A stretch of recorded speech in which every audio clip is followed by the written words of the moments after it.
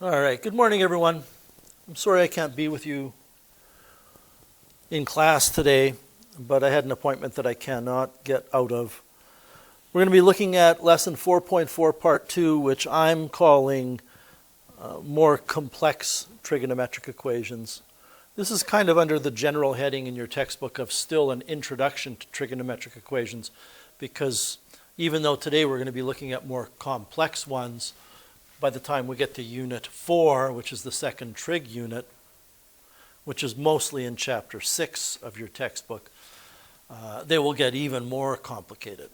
What we're looking at today is solving these more complex trigonometric equations over a specific domain like 0 to 2 pi or 0 to 360 degrees, but also over all real numbers, just like we did yesterday with simple trigonometric equations.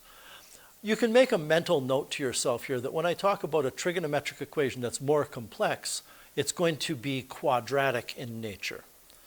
And we'll get to the difference between a linear trigonometric equation and a quadratic trigonometric equation in the course of this unit. But suffice it to say, yesterday we were dealing with linear trigonometric equations. So yesterday was linear, today is quadratic. As a warm-up, I'm going to take us back with equation A, probably to grade 7. You're asked to solve this equation, 2x minus 1 is equal to 0. Although you can solve this in grade 7, you may have different strategies. In high school, what we would do is we're going to add 1 to both sides, and we're going to divide both sides by 2. So you get a solution of x equals 1/2. But the bottom line is this is easy. It's a very easy equation to solve. It's certainly not a Math 30 equation to solve. The equation in B is even easier, really. You just subtract 1 from both sides and you get x equals -1. So the bottom line is this is an easy equation to solve as well. And you could certainly, anywhere up to and including grade 10, solve either of those two equations that are listed in A and B, because they're so simple. But in grade 10, if I gave you this equation that I have for C, 2x squared plus x minus 1, I just want to rewrite it. 2x squared plus x minus 1, and I tell my grade 10 students to solve that equation, they do not know what to do. This is a skill you learn in Math 20. Well, one of the strategies for solving this equation, and it is quadratic, is that you can factor it. And you can make a note to yourself that all of the equations that are quadratic today will be factorable. I'm not going to give you a trigonometric equation that's not factorable today. We factor this by trial and error, saying that I need to have 2x and x here and here, because the product of this and this has to give me 2x squared. So we're kind of forced to put 2x and x there. Similarly, we're really forced to put a 1 and a 1 here, because the product of those two numbers have to give us this 1. You'll notice when I talk about this and explain it and do it, I'm not interested in the negative in front of that 1 just yet. I'm just putting the numbers down. It has to be 1 and 1. All right. Then what we do with trial and error is you multiply the outer, and in this case, the outer will be 2x times 1, which is 2x. You multiply the inner, which is 1 times x, which is 1x. And you basically ask yourself this question: how can I combine these two terms to get this single term? Well, I'm just going to put a coefficient of 1 in front of this x. And the answer is, in that box that has 2x and 1x, the 1x needs to be negative. If that 1x were negative 1x, then when we added the outer and inner, we would get positive x, which is what we're after. My point is now that this will in fact give us this. So where did that negative 1x come from? It came from the inner product. It came from this. And the only way we can make that 1x a negative is if we make this one a negative and this one a positive. Now I want to be clear here. I've just spent far more time than I should have to explaining how to factor. The bottom line, everybody, is everybody should be capable of taking that expression 2x squared plus x minus 1 and factoring it into 2x minus 1 and x plus 1. And what happens then in grade 11 is your teacher says, well, now we have two things multiplied together, 2x minus 1 and x plus 1. If the product is equal to 0, that means it doesn't matter what the second factor is. If the first factor is 0, the product will be 0, and the equation will be correct. It also doesn't matter what the first factor is equal to if the second factor is equal to 0. You would still get a correct equation because the product would be 0. Well, you'll notice something, that what I have done is I have gone from a grade 11 question, a 20-1 question, to two easy questions. These are both easy now. In fact, they're the same equations that are in A and B. So you solve these and you say x equals 1/2 and x equals negative 1. So that's a quick refresher of how we turn a quadratic equation into two linear equations. All right, so to solve any trigonometric equation that's quadratic, we can do the same thing. We can factor the quadratic so that you have two linear factors being multiplied together to give us 0. It doesn't matter what those factors are. If one factor times another factor is equal to 0, we are always allowed to set either of the factors equal to 0 and solve each of the new equations. But the result is we go from a quadratic to two linear, which is easier. Let's take a look at example 1. The first thing I need to explain to you is some notation. This is pronounced sine squared of x. And what it means is sine of x quantity squared. So this is a quadratic equation. When you look at it, it has a variable squared. The variable that's being squared is not x, it's sine of x, but that's okay. When you solve any quadratic equation, you zero the equation. So if I have 2 sine squared of x equals 1 plus sine of x, when I zero it, I'm going to have 2 sine squared of x minus the sine of x from the other side, minus the 1 from the other side, and this will be equal to 0. Now, if this were a math, even math 10, if this were a math 10 class, and your teacher said factor 2r squared minus 1r minus 1, we'll even put it equal to 0, this is pretty simple. It's got to be 2r and r. We need a 1 and a 1. And then you play around with the coefficients so the outer and inner give you that negative 1r, which is the middle term. And in order to do that, I think what we would have to do is put positive here and negative there. And I'll give everybody a second to just digest that 2r squared minus r minus 1 is factored correctly into 2r plus 1 and r minus 1. What does that mean? Well, it means we do the same thing over here, except it is not r, it's sine of x. So what do we put in these two places? We put things that multiply together to give 2 sine squared of x, which would be 2 sine of x and sine of x. What do we put here and here? Well, we put things that will multiply together to give that negative 1. But with trial and error, you just start off by ignoring the negative and say, I need a 1 and a 1. My outer product here is equal to 2 sine x my inner product is equal to 1 sine x, these two things have to come together to give us this.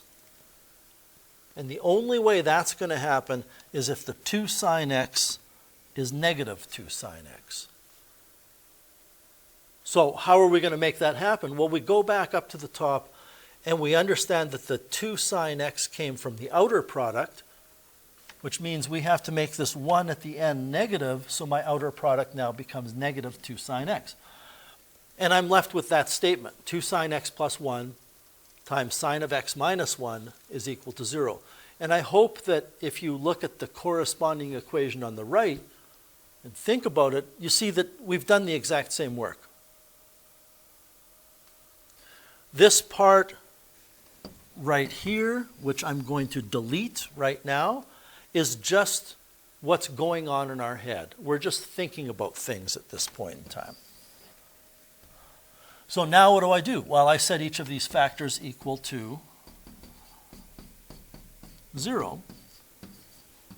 And now, everybody, what I have are two equations you knew how to solve yesterday.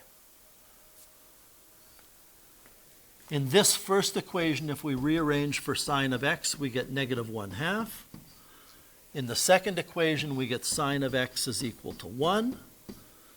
Negative 1/2 and 1 are coordinate numbers we should recognize from the unit circle. Just before I get to the solution, don't forget, since it's sine,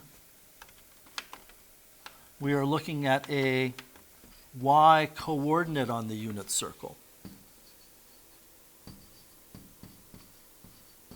We're looking for where the y coordinate is negative 1/2 and where the y coordinate is positive 1.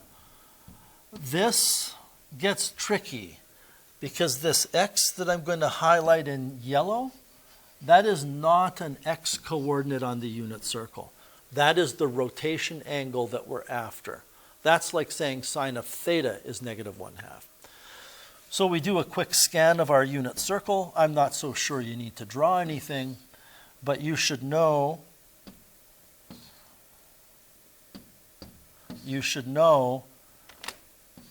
that the y coordinate on the unit circle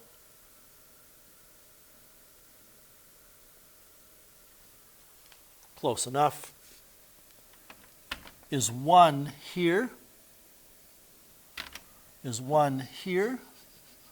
and negative 1/2 here and here.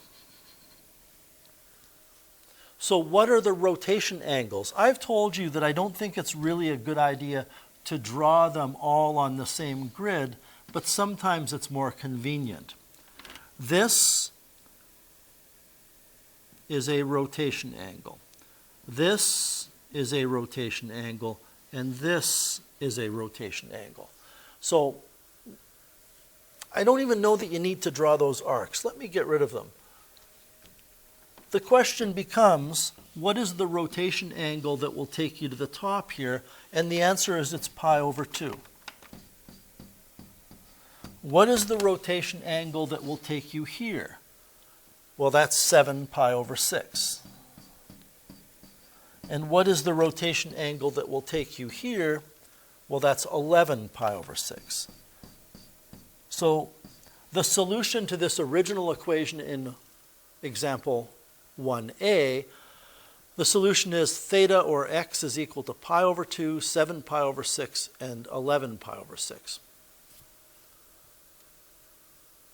Let's take a look at B. What is the general solution?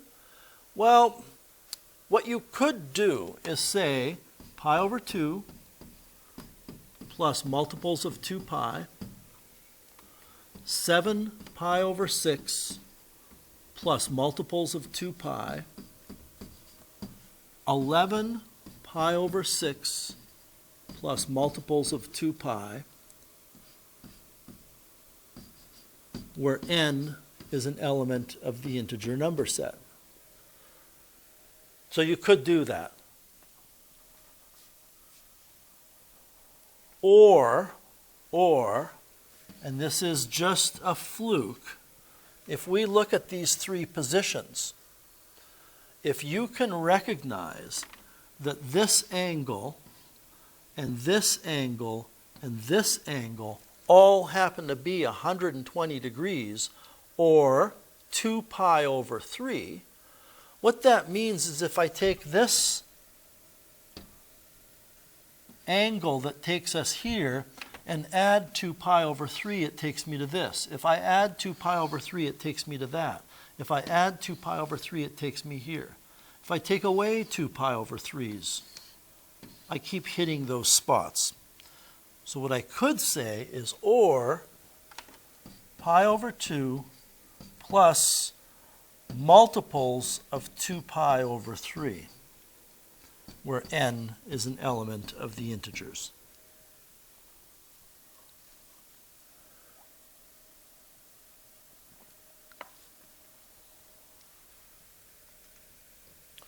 Let's take a look at the next one.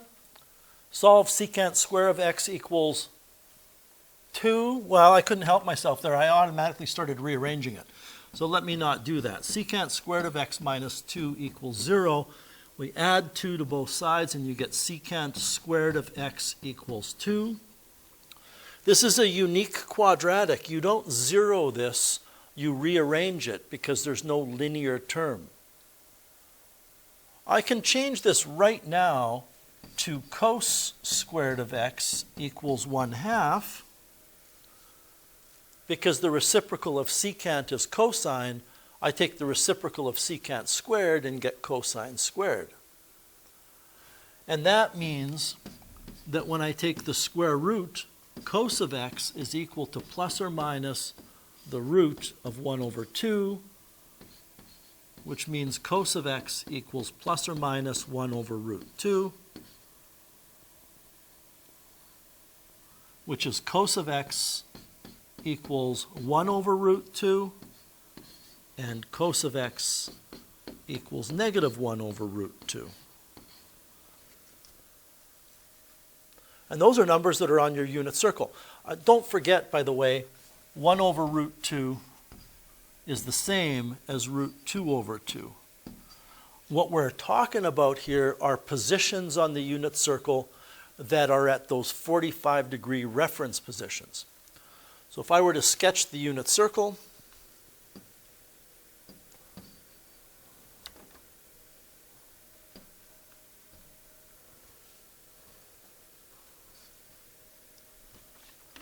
these two positions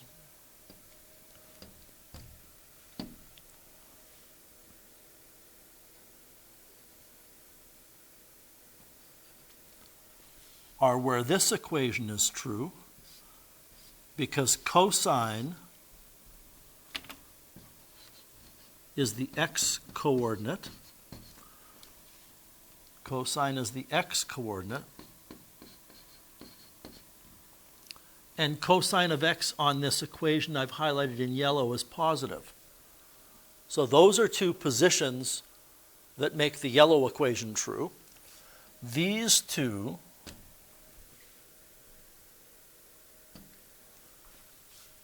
make this equation true. And I don't want to fill up my board here with ordered pairs, but this point here has coordinates of negative 1 over root 2, comma 1 over root 2. So the x coordinate is negative 1 over root 2, which is why it's a solution to that blue equation. All we have to do now is answer the question. What was the domain here? Was it degrees? It was degrees. It was from 0 to 360. And I put it in two ways. I put it as this, and then I put it as this. There's repetitiveness here. You don't need both, but I put them both there so you get used to seeing it either way. 0 to 360, it's in degrees. So the first yellow dot would be 45 degrees. And then going around this blue dot here would be 90 plus 45, which is 135. This dot in quadrant 3 would be 180 plus 45, which is 225. And the final dot, we already did this one, the final dot in quadrant 4 is 315 degrees. And we're done with that example. I think we were also asked to state a general solution. So we have stated the exact solution for 0 to 360. And now what would the general solution be?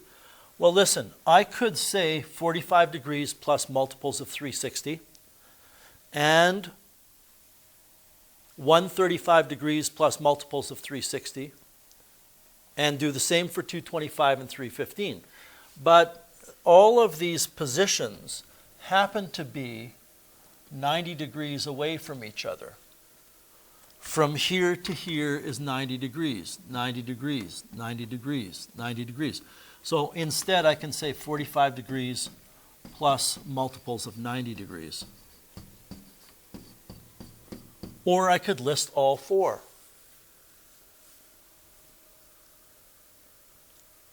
It's getting late in the day and I'm not sure about my timing here, so if this needs to be paused, just go ahead and pause it. I'm hoping I'm giving you enough time to write things down. Let's take a look at number 3. Cotangent squared of x minus 5 cotan x plus 4 equals 0. Well, we're going to factor this. Cotan of x, cotan of x. This is a simple quadratic to factor because the coefficient of the quadratic term is 1. So all you're doing is looking for numbers that multiply to give 4 and add to give negative 5. It has to be these two. Give yourself a minute to write that down and ponder on why that's factored correctly. Now we can set each of these factors equal to each other. Cotangent of x minus 1 equals 0. Cotangent of x minus 4 equals 0. This becomes cotangent of x equals 1. This becomes cotangent of x equals 4. Flipping things over so that we can think in terms of tangent, the reciprocal of 1 is 1, and the reciprocal of 4 is 1/4. Now we have a bit of a problem. Well, it's not a problem. We have a unique situation here because tangent on your unit circle is y over x. And if y over x is equal to 1, you know where that is. Or, well, you should.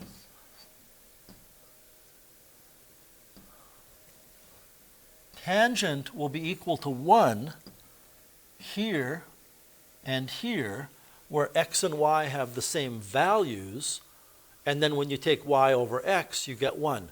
Once again, this x is not the x on the unit circle. This x is the rotation angle that takes us to a particular point. So we can actually answer this question for this half of the equation on the left. We can say x is pi over 4, or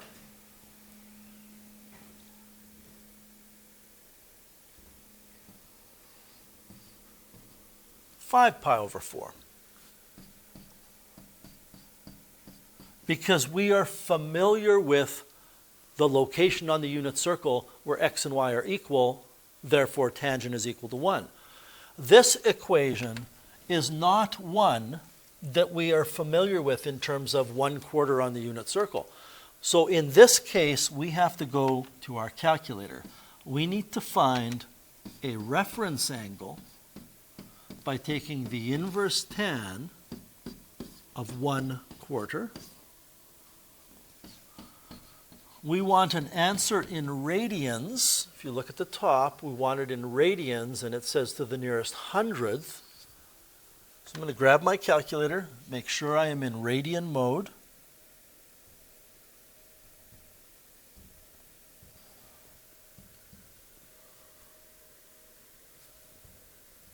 Take the inverse tangent of 1/4, which is 0.25, and the reference angle is 0.24 radians.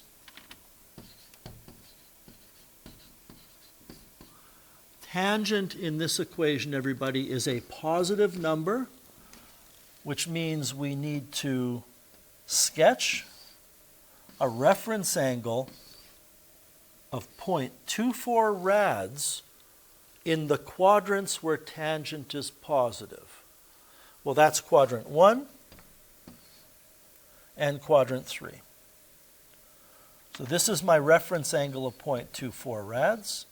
This is my reference angle of 0.24 rads. Now I need to find a rotation angle, which will be this and this. In quadrant 1, x will simply be 0.24 rads. In quadrant 3, this rotation angle will be pi plus the reference angle.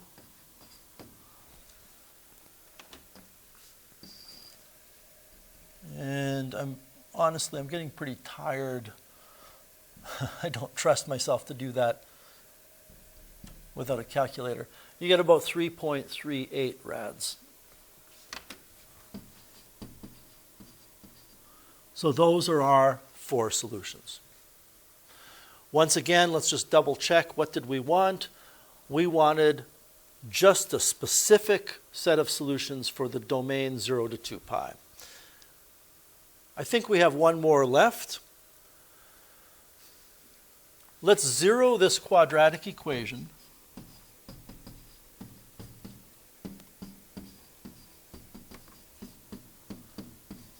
And it's between 0 and 360 degrees. It can be equal to 0, but not 360. How is it we solve this by factoring? It's not this kind of factoring because there's no constant term. All you need to do is factor the common factor of sine of x out, and you're left with 3 sine x plus 2. Now we can set each of those factors equal to 0.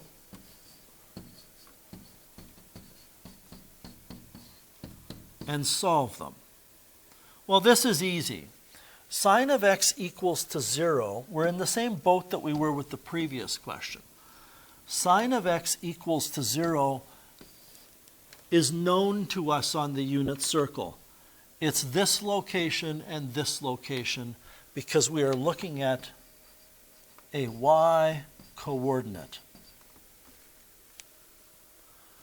So are we after a general solution or just 0 to 360? So is 0 degrees, which is right here, is this in the domain? Yes, because that square bracket means can equal. So I'm going to write x equals 0 degrees. This is 180 degrees to take us here. Is that in the domain? Absolutely. Without a doubt, 180 degrees. If I keep going, this is 360 degrees, but 360 degrees is not in the domain because of this round bracket. So the equation on the left, this equation has 2 valid solutions in the domain. Let's talk about this equation now. Well, we have to rearrange this for sine of x. Sine of x equals negative 2/3.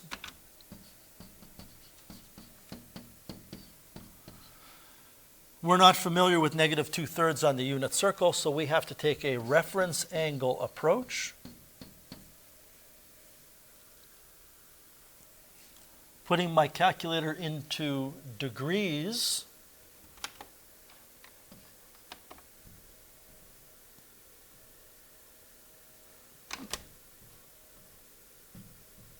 there we go. Putting my calculator into degrees and taking the inverse sine of 2/3 gives me a reference angle of 41.8 degrees. Sine is negative in this equation, so that's quadrants 3 and 4. What I need to do is draw terminal arms in quadrants 3 and 4 with reference angles of, what did I say? I'm just going to write 42 degrees because it's easier. With reference angles of 42 degrees,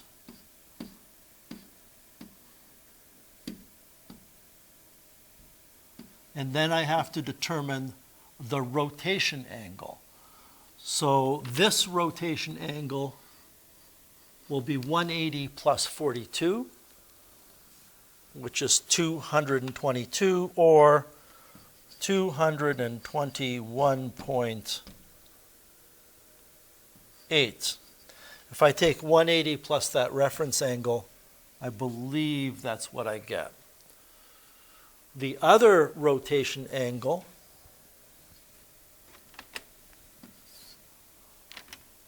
would be from here all the way around to here, which means it would be 360 minus that reference angle.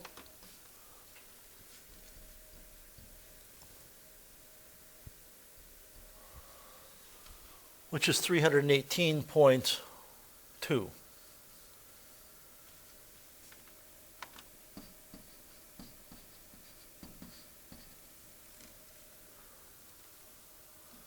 Just double checking, we did want it to the nearest tenth, and we did want it between 0 and 360, so we're done. And I believe that's it. So your assignment is on the following page, just numbers 1 to 5. You can ignore that.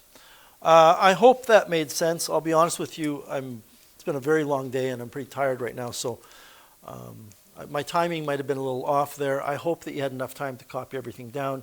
I will post a link to this video later on today in Google Classroom once I get back to the school. So get to work, help each other out, and I will talk to you all later. And if I don't see you individually before you leave for the end of the day, have a fantastic Thanksgiving weekend with your friends and family, or with whoever you want to spend your time with. Take care.